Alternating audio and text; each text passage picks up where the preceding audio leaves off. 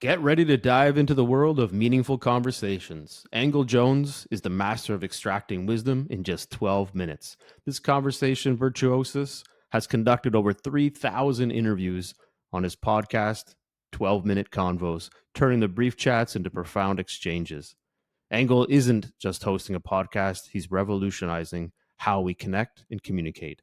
His unique ability to ask thought provoking questions and create a safe space for authentic sharing has turned his show into a global phenomenon. Jones digs deep in uncovering insights that often surprise even his guests. With a mission to share unique narratives and foster unlimited networks through meaningful conversation, Engel Jones is your guide for unlocking the power of impactful dialogue. Welcome to the Supporters Fund, Impact Investing. I'm your host, Jeffery J.P. Potvin, and today we're exploring the power of conversation with Engel Jones, host of 12-Minute Convos. Engel has extracted insights from thousands of guests, and we're excited to dive into how effective communication can drive change and impact investing, but in the world, in conversations. So let's discover how the art of conversation could amplify our efforts in creating a meaningful impact. Welcome, Engel, to the show. We're really amazing to have you today. So excited to dive into this conversation. Yeah, I'm excited to be here. Thanks for having me. Well, I got to say that the reason you and I first got connected was, I'm going to say it was 7 years ago. We were talking on LinkedIn. Is that the time frame? 100%. And we dove into a conversation. I feel like I was some young junior guy that was trying to find his way in life. And I got the opportunity to have a chat with you. And you just pulled out information from me, analyzed it in nanoseconds like you were a GPU AI accelerator, drove through, pulled out some fantastic insights. And then we reconnected and got to talk again a few more times and then dove back into another conversation, which again enlightened me. And this got me excited to say, I really got to talk to this guy, bring him into the podcast so that everybody else can learn how you do what you do, how great you are at this 12-minute conversation. And there's a lot of elements that tie into it. But before we jump into that, I want to learn more about you, your background, where you came from, and then one thing about you that nobody would know. Well, I'm from Trinidad and Tobago, the Twin Islands. That's just northeast of Venezuela. That's the marker point. I was born here, but just like many other Caribbean people, my roots are all over the place. Yeah. One thing. I would say I love lawn care. I love lawn care. I love getting out there. Well, recently, the belt on the thing that creates the drive that makes me look as though I'm strong, pushing the lawnmower, gave out. So now I'm actively pushing the thing. And now it's exercise. And I think there's a message there, yeah. That like something starts off being tremendously challenging, and the more you do it, it gets easier and you get stronger. So that would be the one thing. I love that, and I like the way you look at things. It's you're diving into something that was you're doing every week, and you turn it into something that you enjoyed and look forward to. And I think there's a lot of opportunities that we sometimes forget about, that we make it look like it's a challenge, it's annoying, I can't stand doing this, I'll hire someone else to do it. But it's walking, it broke, you got to now push, you're building strength. There's so many elements that get tied into something that just seems so small. And I love the fact that you just love lawn. Like when you're done, it's crisp, it's clean, it looks amazing. I love it. I love it. You're like, let's not do that. It'll be the entire conversation. Yeah. Yeah. And again, I was of the mindset, yeah, that, hey, why am I going to do that? That's definitely something I'm paying for. And tools really make work easy. Yeah. Having the tools, the tech really helps. So even though I'm considering fixing the belt, because I just want to know I have the tech to not have to push. It's so therapeutic. It's been extremely therapeutic. So it's one of the secrets to the podcast. Yeah. How do you have so many conversations and then you're able to process that? Yeah. I go cut grass. No, that's a awesome way of looking at it. I think we all have to find ways to process. In my case, I enjoy walking or running. Running's the big one. That's the one that really pushes me. But the walking part just lets me work through my thoughts, work through. Running just allows me to do it in a hyper speed version of it because you have to move quicker. But I like the idea that you can just take the time to think, and that's your time to put a podcast on or whatever you're doing while cutting. But it allows you to take yourself out of your element, think about a problem, and come back and solve it, or whatever you might be going through. So in this fashion, you've got this thing you love, of course, which is awesome, and you create this fantastic 12-minute conversations with people. Let's go back a little bit further. You also have a strong background and like you've done some cool things. You built your own companies. You've got financial analysts. Like you've got just things that allow your brain to work. You're doing financial. Like you got a lot of stuff here. What are some of the learnings that you've gained, and maybe share a bit about what some of that past looked like, and then what motivated you to start diving into conversations? Because you've got people all over the world, all different walks of life, that are coming on and giving you their whole life story in 12 minutes, and you're analyzing it and you're doing some amazing things with that. What got you started? What was the history that brought you to that point? Yeah, well, I mean, thank you for acknowledging that. Yeah, it has definitely been a journey to getting to here. More than anything else, I would say it's interesting. I would say it's a combination of my parents. My mother and my father are like north and east. Well, north and south, yeah. they're, they're two different poles, but yet I've been able to gain from that. My background in terms of being an employee of my father in his side hustle, which was tile laying and being the laborer, I would call myself, right? The person who does everything and everything, right? Who's helping the skilled laborer. Uh, I learned a ton in that space.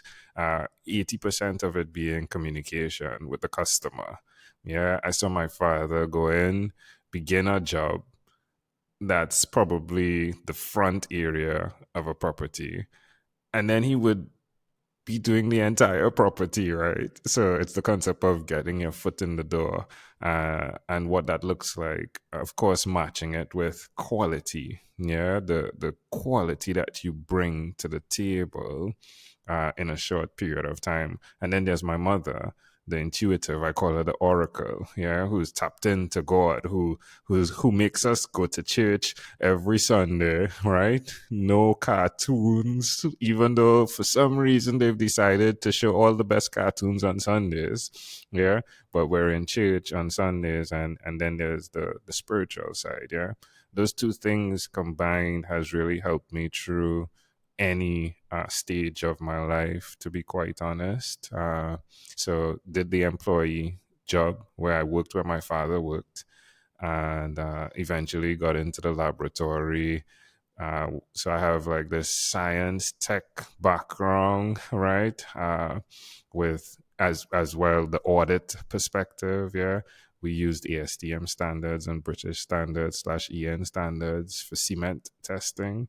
That was just beautiful in terms of getting to play and learn and understand more so people.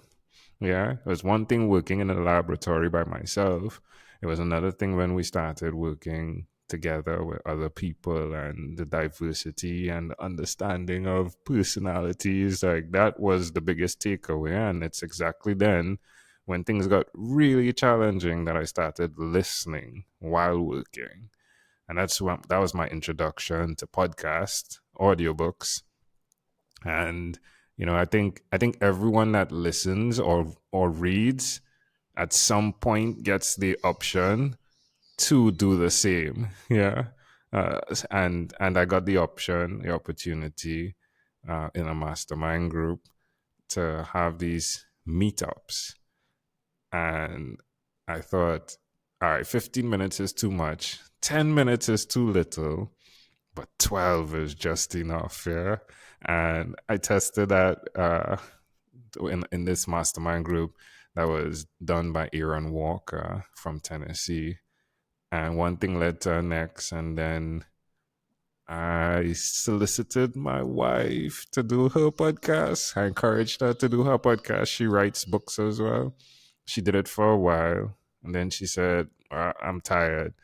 I was like, all right, it's my turn now. And my first episode is the worst, right? Like you go listen to that and it like it hurts, right? Nevertheless, by remaining consistent and continuously doing it, I get praises from people like JP who says, "Yeah, your podcast is amazing." So yeah, I think that's the timeline. I love that, and there's a bunch of things that we'll unpack in that. But what I like about it is of course, when you shared the first episode, I can relate. I felt like I was very structured. I was so scared to go outside the lines because I didn't know what I was doing, and I was scared. And I probably did that for the first 100. So don't listen to the first 100, even though they'll be choppy and hard to understand. But it kind of feels the same way that you're learning. But as you learn, you get more comfortable. You get a little bit more creative, and you start to blur the line of what this box was. But when you were going through and learning this, what I think the key that I really liked is when you were working with your father, your father probably had structure, and this was how you do the job. We get up at 5 a.m. and we go and we do this and we get it done and we get home. And you went outside the box because you were like, yeah, but if this person on the other side, the client, if we make them happy and we talk to them and we listen and we learn, there's so much value we can gain from that. So this little job of getting in the door becomes, now you're going to be doing the whole outside. You're building pools, you're doing everything, when it just started off was, painting the front door. And I think that there's an exceptional way for startups to kind of learn from this, is that you have to find a way to break down the barriers, which is everybody has their own barriers of blocking why you're not worthy to come into my house or my company. And it's that little step that you make. And I like how you focus it on the person, understanding them. Yeah, you're tapping into fundamentals as well, right? So, and this is basic trust. Yeah, you get trust. You are trusted. It's so powerful to be trusted from the perspective of building a relationship. And then at this particular age, I'm seeing the legacy aspect of it. So the trust that my father has been able to garner actually is trust that I have access to. And it's the same with startups, I would imagine. Yeah, like if you're recommending someone to an investor, it changes the dynamics of the relationship. Yeah, and it's worth a lot walking the next keyword, integrity. Yeah, integrity and truth. It's just these basic fundamentals that I've found work no matter what you apply them to. The one thing I would say is it's a slow grind most times. Yeah, it always takes, like, it feels like it takes forever to get going, but then the momentum steps in. There's something Dave Ramsey teaches. It's focus. Momentum is focused intensity over time multiplied by God. Yeah, and I've seen that in every single thing I've been doing. I've seen what momentum looks like, and now it encourages me to stick on. Yeah, and not give up, because even though it looks like it's impossible, right? But I've seen momentum. It's like the concept of how the grass grows. I've looked at the grass and I was like, all right, what makes you grow? Who tells you to grow? Why are you growing? Sometimes I'm like, why are you growing? Right? But the concept of momentum, like the grass is there and then a slight drizzle of rain falls and then you see that things shoot up. Yeah. And I think even with businesses and startups, because I want to get out into into investors matching with startups, and I would imagine it's the same, yeah. Like the small business person is there, and then the investor comes in, like the best type of rain, yeah, not acidic, very good pH, and boom, yeah. So And I liked the way you said earlier that there was the quality element.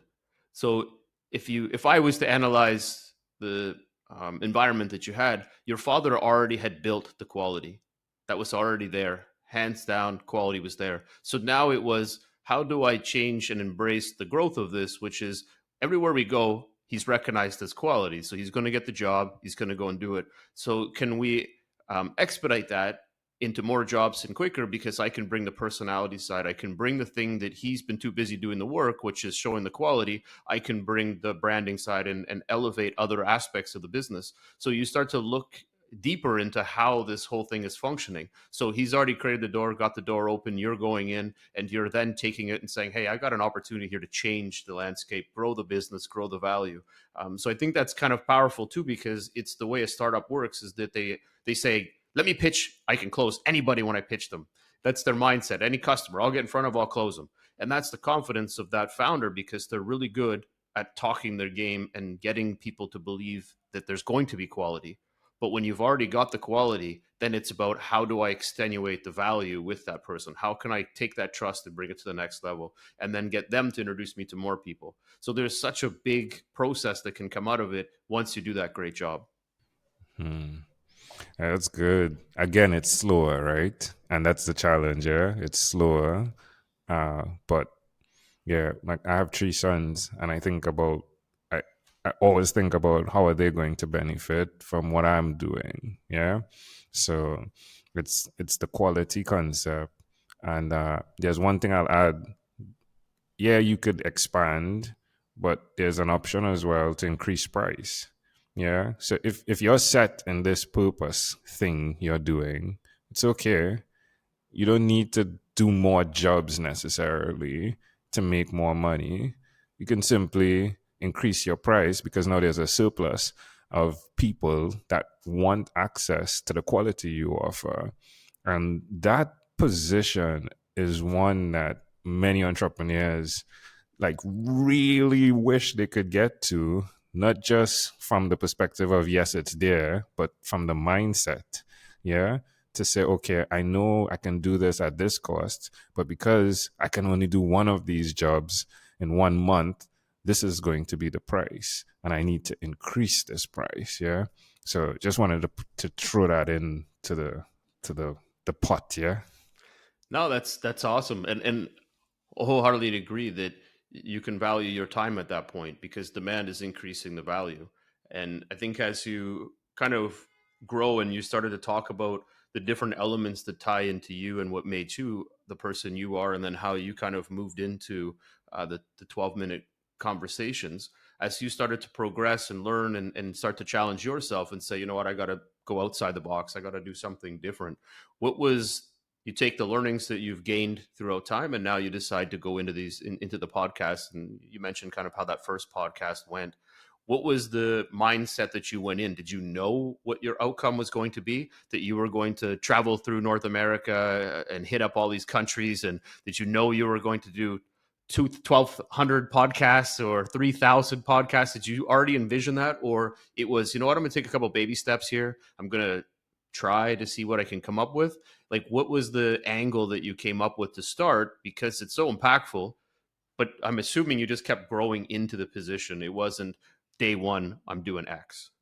Yeah, well, I thank you for what you're doing. I just want to put that in there because conversations like these are key to helping people reflect on who they are and what they do. And this in itself is it's healing at its best, yeah. And I believe the podcast and the forum, there's more to it than simply the publicity and the PR that goes with it. It's us manufacturing conversations that actually change lives that is then shared with other people. So thank you first of all for what you do. When when I jumped into podcasting, it comes back to the quality concept. I listened to podcasts, but then I was wondering if the guest or that I was listening to, that was being interviewed by the host, really had a quality life. Because it's okay to really prep and sound as though everything's put together. But from my perspectives, and Zig lays this out with mental, spiritual, career, physical, financial, personal, family, the KPIs, if you would, for a balanced life that then helps you have a smooth ride is what he uses the bicycle and the spokes on the wheel being each, as I mentioned. And what I've seen is I would listen to an interview but not know if the effects of the success that the person actually achieved allowed them to have that balanced life. So I thought, hey, if I could have a conversation that encapsulates questions that helps highlight whether that's being achieved, then I would know exactly what works and what doesn't work. Johnny Dumas is the guy I was listening to, Dave Ramsey, Zig Ziglar, the combo of those three podcasts. So guess what? I said, if I could do as many episodes as John, because Dave was cutting up a 3 hour interview into podcast. So he would have like 3 episodes per day. So he was on gazillions of episodes, right? Johnny Dumas, he did 1 episode every day.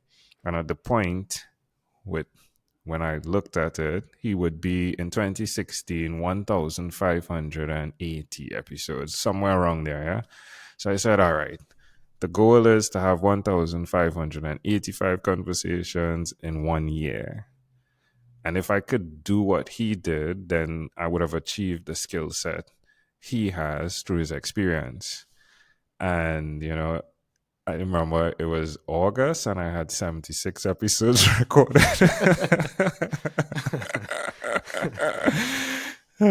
Shooting big, you got to go big.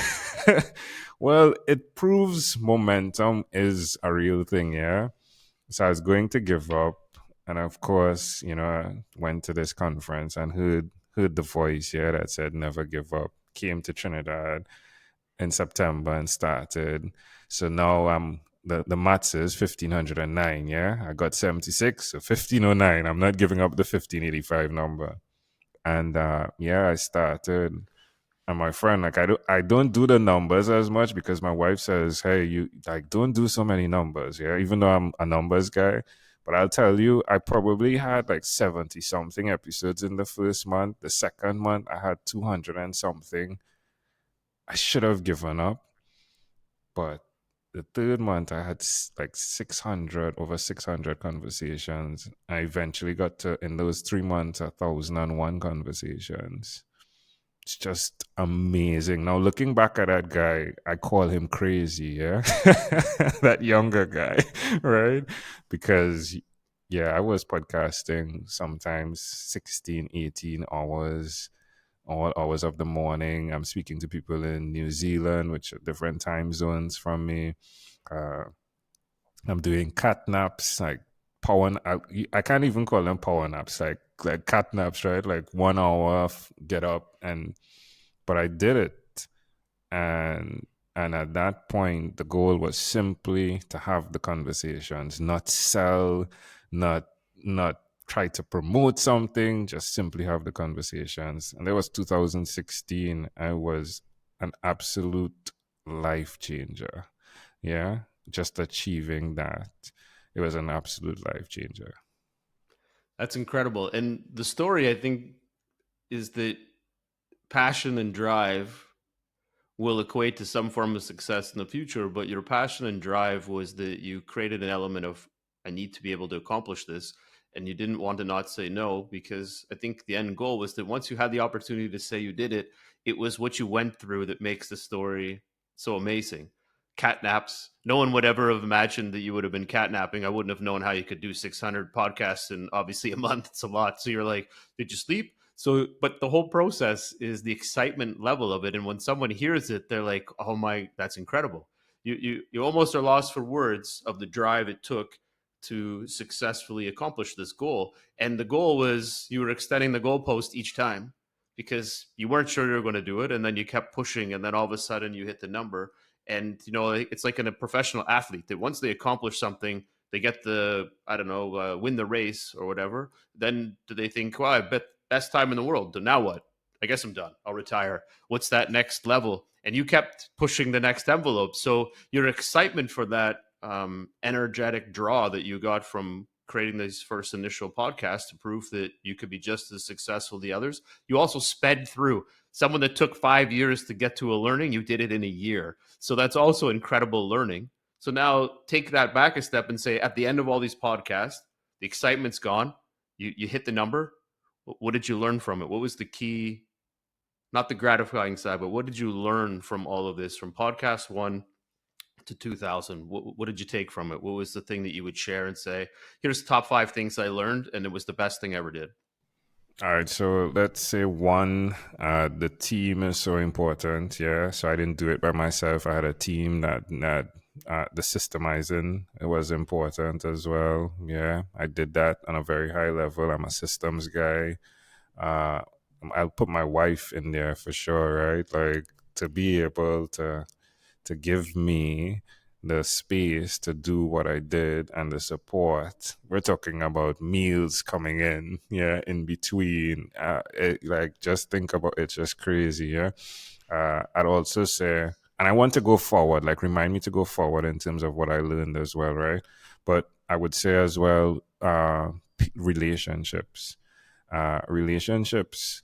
There were people that would come onto the podcast and one person would go tell 50 other people. Yeah. And then there's one person that wouldn't tell anyone, but their life was transformed by the conversation, their words. Yeah. And then they went and they helped a lot of other people because I had the conversation, and something they said just flew into my mind, and I needed to tell them, and they did it. One person comes to mind immediately where she create in Colorado, she created and went on with uh, mindfulness, and she set up her business, and she's wildly successful from the perspective of the impact she's having on the lives of children today. And then fast forward, when we did the road trip, she said, "Hey, you guys need to come stay by me." Yeah. And it was just absolutely amazing in terms of that experience. So definitely relationships. You said five, right? So let me give you one more. Uh the human capacity is something that really blows my mind in terms of, like, there were times on those podcasts I lost my voice, and I still showed up. And that's where, I think mental is good, intellectual is good, but the spiritual side, there were elements of the spiritual side, my friend, that was scary sometimes that I saw, right? Because no one is seeing or listening to the conversations I'm having in one day, but to see the connections, yeah, the connections, the synchronicity, it was wild. It was wild, yeah. So those are the five things I would say. And I remembered going forward, the knowing myself, understanding who I am, that was even more powerful, because within the conversations, there are things that got really clear on some days. Like when I messed up, when I said something I should have not said, not within the podcast, but to my son or to my wife, and someone's talking and they say something or they tell a story, and it brings my experience like crystal clear of how I should improve on this thing. Like, that was something that really was interesting to me, how by serving others, by helping others pursue excellence, I myself was able to do the same. That's awesome. Incredible. Um, I'm going to peel back a few of these, but obviously, I love the fact that you call out that this isn't a single solo drive, that your team really helps enable you, helps offset some of that pressure because, again, 30 podcasts or 300 podcasts in a day is going to be quite a bit of work. But having that team, the wife supporting you and giving you the space to work and operate and allow you the cat naps and food all at the same time so you can just be your best, it makes a big difference on execution. And I like the idea when you were talking about the spiritual side that connected into this, because in most of the podcasts of the 12-minute convo podcast, that there was always an element where you were going one step deeper into the conversation. And that's what I really loved about it, because you don't get that from conversations. They don't go very deep. They're usually surface level. Hey, I'm successful. do these 6 things and you'll be great. And you were literally peeling back the layers, and the people were just wanting to give that experience. And then you were able to kind of surface level it with a value and say, hey, you went this deep and you shared all of this. But did you ever think that this was why you kind of went this direction? And then they had this reflection moment, and then they would be like, yeah, I agree. I almost feel like probably people were, in a way, resolving a lot of their own conflict in that conversation. Maybe they had a cry after because it felt like some of them could have gone in that direction. So did you feel that when you were being present and you were letting them be present for 12 minutes, the people were just unfolding the cards, and it was just that much more important for you to keep doing these because you started to realize that people were just throwing their heart at you, and you were like, hey, we just met, but this is incredible. Yeah, no, definitely. Yeah. And again, it happens in different forms and fashions, yeah. But yeah, 100%. Like the earliest childhood memory question is one that I do not ask now. So those conversations were templated. Yeah, it was a template script. And I remember one person coming and they literally had the answers written out, right? And they were answering these, and I was like, no, this is not what this is, though, right? Like, let's go with the flow of this.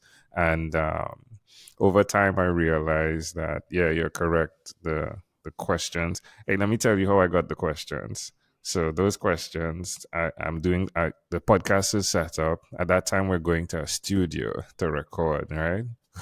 Wildly expensive, yeah.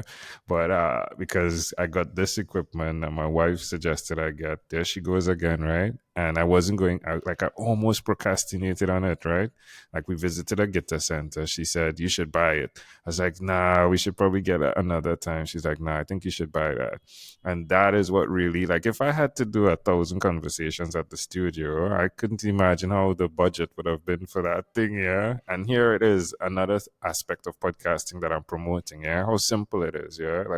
Like you're traveling and you just get the mic and you're doing it, right? So, nevertheless, so yes, it's been amazing creating a space for people to open up, and but it has been strategic as well.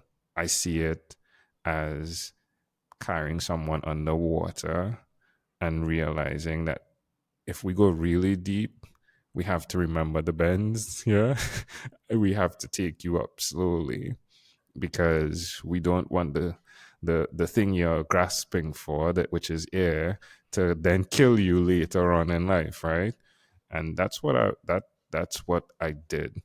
The way I got the questions, I just went to my son's bedroom and I said, all right, Lord, like, give it to me. And that's how I got those questions. And that's the spiritual side of how I'm fascinated by how God throws a seed and it ends up being more than I could ever imagine and continues to grow.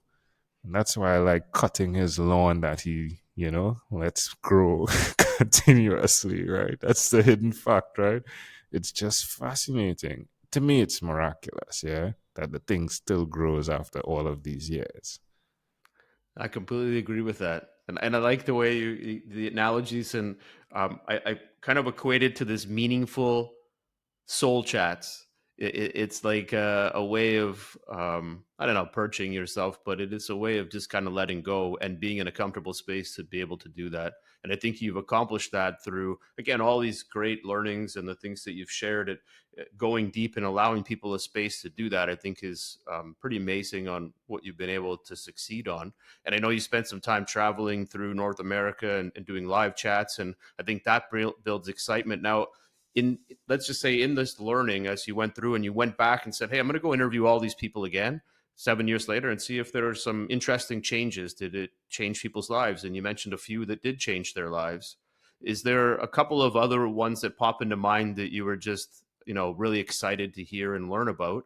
And then what changed in how you communicated with people because of these learnings? Did you start to, you said you listened more, but did you also become more precise in how you started to engage with people, because now you kind of built an art on how to, I don't know, pull levers, but get people more engaged quicker? So you took a 5-year podcast program and turned it into 1 year. So did you do the same thing in your conversations with people? Found a better way to maneuver with them? Well, so that's the loaded question. Thank you very much. Right. so I'd say first up, I did. So it was. I stopped podcasting when we lost my mother-in-law, which is my wife's mother, and that was just really a tough time, yeah, for the entire family.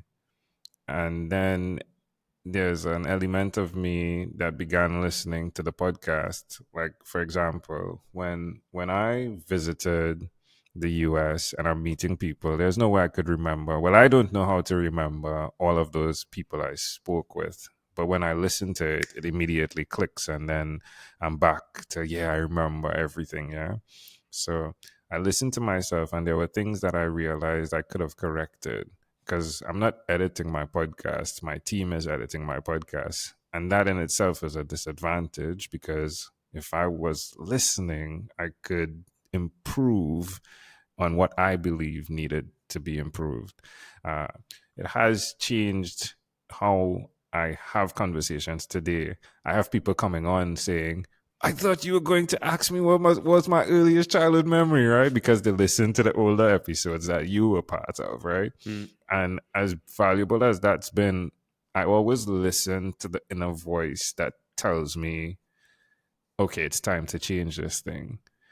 And believe me, I do it, and I'm wondering, did I hear correctly here? Like, should, if I was just doing the template questions, this would have been a lot easier.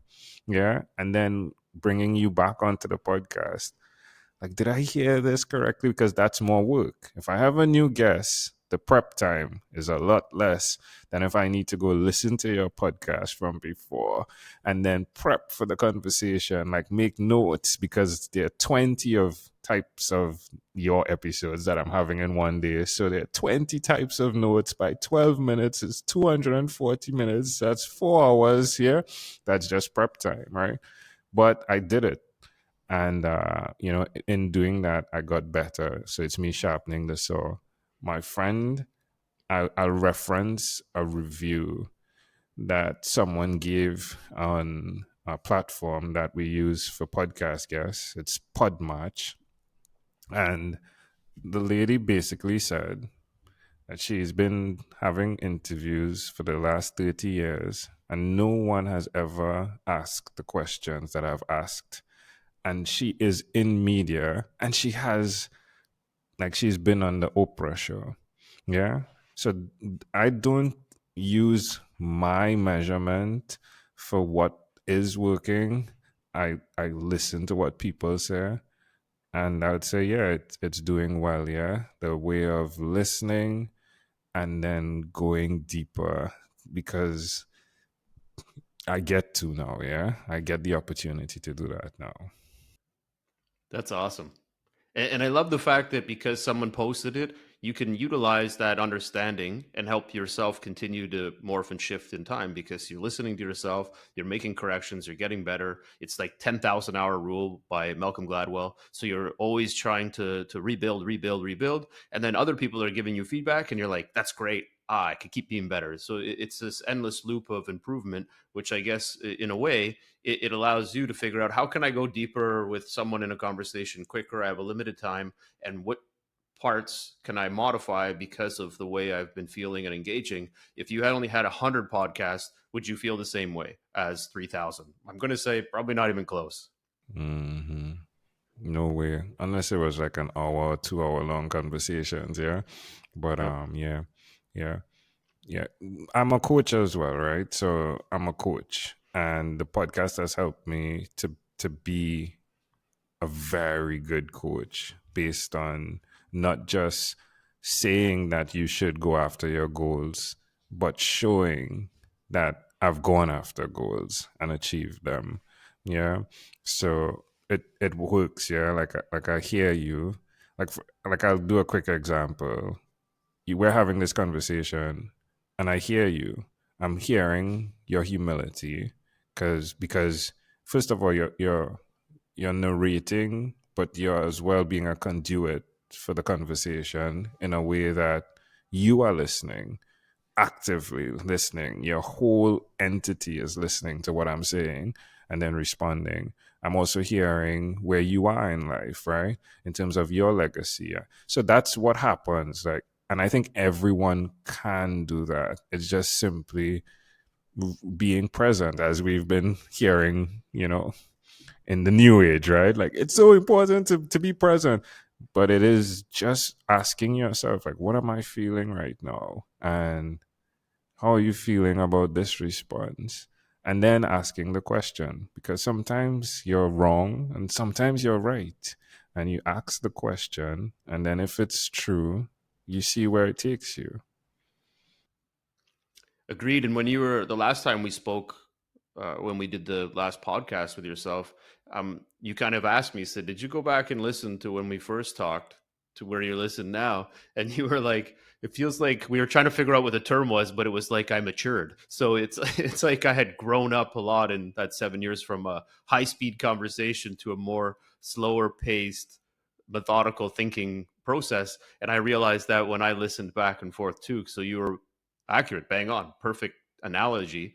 And maybe that wouldn't have come if you hadn't spoken a lot of times and listened to a lot of people and interviewed a lot of people. So I think that that nature of being in that process has allowed you to slow the conversation down. So they may be talking at 400 miles an hour, but for you, you're like almost putting it on pause, slowing it down, taking it all in, and then regurgitating something back out of value. But you're able to do that in nanoseconds, where another person might need 5 minutes, write some notes down, go do the board work, and then come back and say, here's what I think you should be like. But because you've done so many, you're able to take that in and hyper speed it through because you're dead focused on it. And you've seen thousands of conversations like this. So you can break it down, give a quick analysis, and bring back that value that that person's looking for.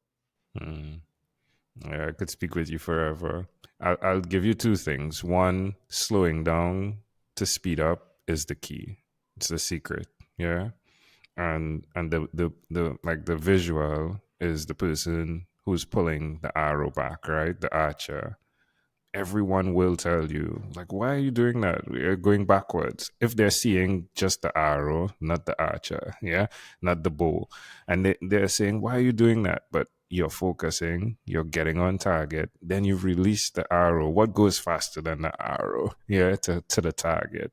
And it's exactly that. Yeah, it's the biggest secret. But within that, you get to reflect, you get to listen because you need to, because if the wind is blowing and you don't listen to the wind, you could focus how much ever you want to. The arrow is going to be blown away from the target. Yeah.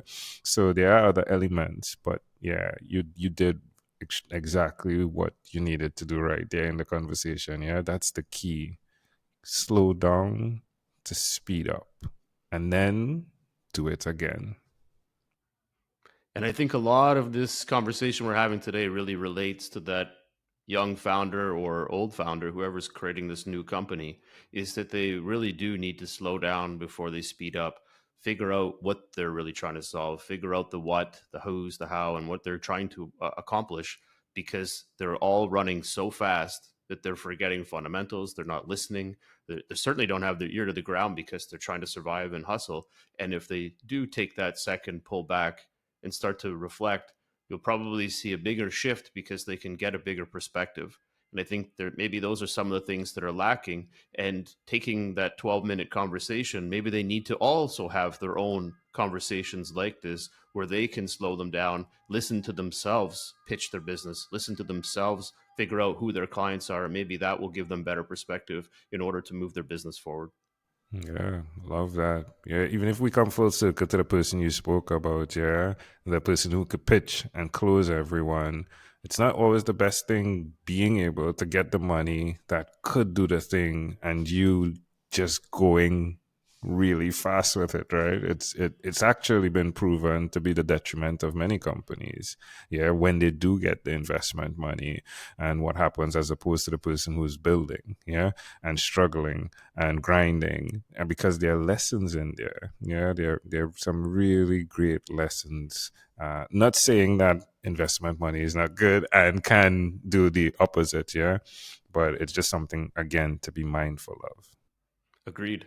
Is there, maybe before we switch to this next segment, is there maybe on the storytelling side a perspective that maybe you've gained over the last couple of years in doing this podcast on how you maybe express a story now today versus prior? Like you're learning, is there something that stands out more where you were like, you know, when I always talk, I like to share this in the story so that people can get a better perspective of where I'm coming from sooner than having to wait till the end?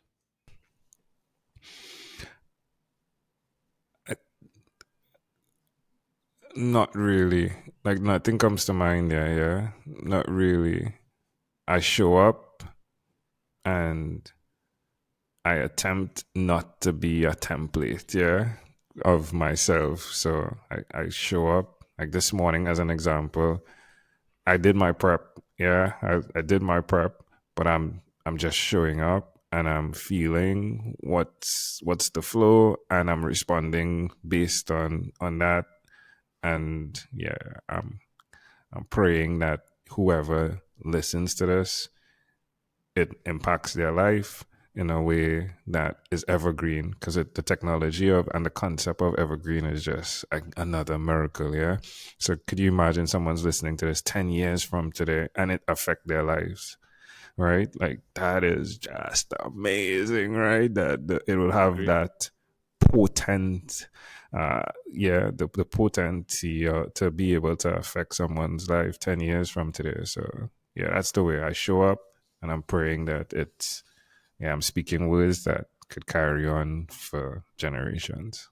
I think there's three things I'm going to pull out of that that maybe in your humbleness you're not utilizing as key structures here. Is that you weren't templating yourself, you were going with the flow, which means that you were being dynamic, and third, you showed up, and you showed up with your A game. So I think those are things that mindsets of a startup is that I need to show up every time, and I have to be on my game, and I can't be the box that I'm trying to put myself in. I have to be flowing and fluid so I can dynamically change as I'm going in this conversation. And that's when I'm pitching. I need to do the same. I can't just be like, this is how it is. So I can't answer questions and I'm just too structured. So I think there's a little bit of elements that you kind of certainly take from that that makes you who you are. And I think these are huge for a founder going in front of them pitching for $1 million. They have to be more fluid, they have to be more dynamic, and they have to show up. Hmm. I'm excited to start pitching. You're getting me excited. I love it. All right, well, here we're going to jump into our next one of my favorite sections. Obviously, learning about yourself is tier one, but this is the second one, which is we're going to jump into the 60-second rant.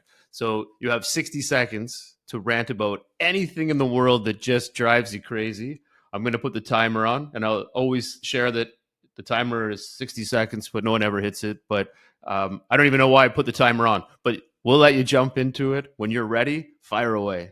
I think my rant is going to be the gentleman concept, yeah. Recently my wife walked into a grocery store and there's this security guard that has stepped out of his boundaries, I think, yeah. And I understand my wife is a beautiful woman, yeah. She's attractive, but I think like it's important to step in your lane, yeah. So my rant, again, showing up as honest and as pure as I can.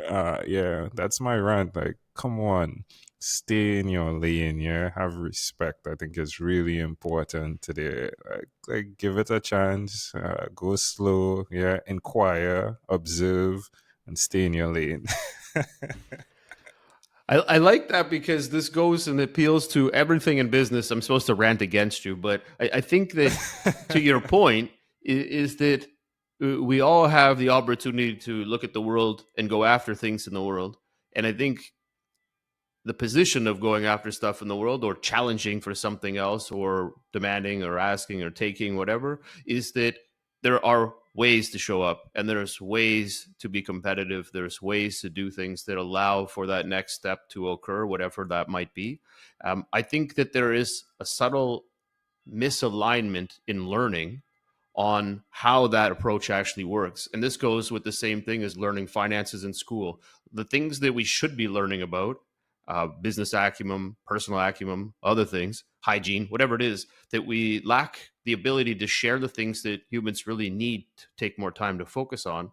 So then everything else becomes so crazy because the learning isn't there, or they learned it when they're 5 and they never picked up on again. So maybe there's a education factor or re-education factor. You get your driver's license at 16, you don't have to retest until you're 70 and you can't see again anymore. So there's so many elements that don't get retested that you almost forget because it's innate in your ability to do whatever you want because you're human. And I think some things need to be reiterated if that's possible. I love that. Yeah. I interviewed someone this weekend. Last weekend, they were telling me about the concept of resurrecting themselves consistently. Oh, I love that. Yeah, it speaks to what you're talking about. Yeah, what's necessary to resurrect myself? Am I at that point where I'm dead? Yeah, to the things that I've been doing over and over and over and over again. Yeah, so yeah, some of us need to resurrect ourselves, just like our license test. Yeah, like you probably need some refreshers. Yeah. I completely agree with that. That's a good point. All right, we're going to move into the quick questions. Pick one or the other that best supports you. What advice would you give? Well, this one's going to be more question. We'll get to the personal ones in a second. What advice would you give to other podcasters if they want to start up their own podcast? What's 9 out of 10 times advice you would share to them? Have a conversation with someone who's been podcasting. It'll change the errors that you end up running into because you didn't. That's actually huge. Yeah, agreed. Love that. Who is your hero, mentor, and why? Jesus is the most fascinating person to walk the earth for me. I'm fascinated by his model of having conversations with people who like just would not be the go-to if I was considered powerful and touching the earth. Amen. I love it. I think a lot more people need to embrace more open-mindedness to how the world can operate, but how you can fit into the world with all of the spiritual value that's out there and how it can benefit you, your family, and your life. Hmm. What is your favorite movie and what character would you play in the movie? Favorite movie? I love the Iron Man series. Yeah, I love Iron Man. I love Marvel stuff, but Gladiator is really the thing that comes to mind. Yeah, Gladiator. Yeah, I'll take Gladiator. The favorite scene. I think I'm fascinated. The thing that comes to mind is when he's just been captured, he has the wound, and a friend, someone who chooses to be a friend in there, yeah, helps fix the wound by, yeah, I think it was the worm chewing the worm up and putting, yeah, it's very grotesque, yeah, but putting it in the wound. And if you really think about it, like there are many points in stories that are very similar to that, yeah, where you're being helped and that one thing connects you to actually fulfilling your destiny. I like that. Do you have a philosophy or rules that you stand behind? Yeah, 100%. Yeah. I like my thing is relationship with God, relationship with myself, relationship with my wife, a relationship with my family, relationship with my friends. So I built that triangle around, my decisions and who I am and how I do what I do. I love it. Is there, when you're interviewing someone, are there key pieces or one thing that you always try to be successful when interviewing someone?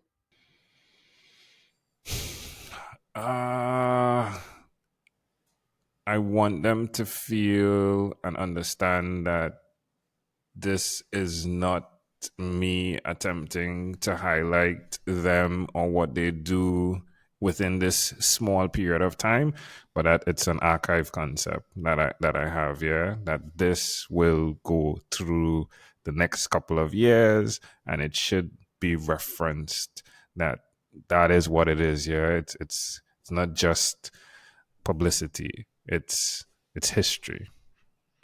It's like a snapshot in time. It You're is creating a value exactly up right. to till today, and then you're going to improve on that, or hopefully. I love it. All right, personal stuff. Favorite book. Favorite book. I'm a book guy. Favorite book. That's a tough one because I'm looking at the books on the side here. All right, I'll give. That's cheating. I'll give the Bible, right? But for those listening as startups, I would say the E Myth, yeah, by Michael E. Gerber. That's been a big one. I'm going to check that one out. I don't think I've read that one. All right. This is my how to get a good book list. Works every time. So I just keep filing books and reading and reading. I can't keep up, but it's a pretty good, awesome segment to learn that. Share it with me, yeah. Share some with me, yeah, please. I will, 100%. All right. Favorite sports team? Favorites. I've dialed back on the sports, yeah, because of my focus on podcasting. So I'll go back in time and say Manchester United. Arsenal. You picked Arsenal. That's good. I love it. Good choice. It's a very good choice. I'm just trying to help you out. I'm guiding you along. I'm It's wearing okay. the color. I'm wearing the color, folks. Yeah, Manchester Exactly. to the world. Yeah. Fair. All right, cake or fortune cookie? I mean, culturally, I've never had. I don't think I've ever had a fortune cookie. Yeah, because it's just not a thing here. So yeah, I would say just because of that, I'll say cake. All right, Superman or Batman? Oh, you brought out the tough ones here. I would say Batman. All right, DC or Marvel? Oh, Marvel. Fair. If you're picking that, I guess I can let it slide. All right. Football or football? Soccer. Football. All right, fair. And when I Elon say football, Musk? soccer. Oh my I know. gosh. He came into the podcast. Whoa, this guy. Go ahead, Yeah, go ahead. Elon Musk or Oprah Winfrey?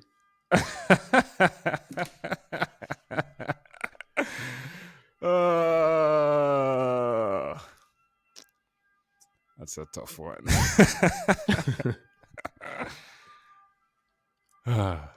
Oprah wins. Done. Big Mac or Chicken McNuggets? Oh my gosh, I'm pescatarian. All right. Well, they could be vegetarian based only. Yeah. All right. Big Mac. I love it. Done. Well, the last one. What is your superpower?